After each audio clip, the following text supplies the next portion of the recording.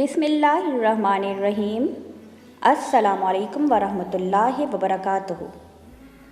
मुजर्रिब आसान वज़ाइफ के नाज़रीन, उम्मीद है आप सब लोग खैरियत से होंगे और अल्लाह से दुआ है कि आप सबको अपने हिफ्ज़ो अमान में रखे और आप सबकी जायज़ और शरई हाजात को पूरा करे, आमीन।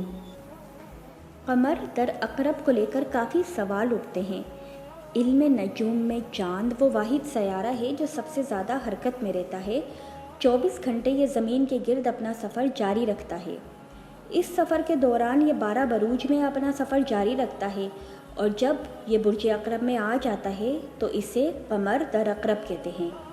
जब चाँद बुर्ज अकरब में आ जाता है तो ये वक्त किसी वजीफ़े के शुरू करने के लिए सही तसव्वुर नहीं किया जाता। अगर इस वक्त में कोई वजीफ़ा शुरू किया जाए तो वो अपना असर खो देता है। अक्सर सुनने में आता है कि हमने ये वजीफ़ा किया और उसने असर नहीं किया, तो इसमें और चीज़ों के साथ साथ उस वजीफ़े का कमर दर अकरब में शुरू किया जाना भी शामिल होता है। इसलिए रूहानी वज़ाइफ करने के लिए बेहतर ये है कि कमर दर अकरब की तारीख़ देख ली जाए और कमर दर अकरब में कोई वजीफ़ा शुरू ना किया जाए।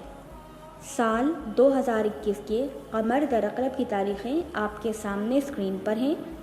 आप इनको देखकर वज़ाइफ शुरू किया करें। जब ये तारीख़ें गुज़र चुकी हों तो वजीफ़ा ज़रूर असर करेगा इंशाअल्लाह।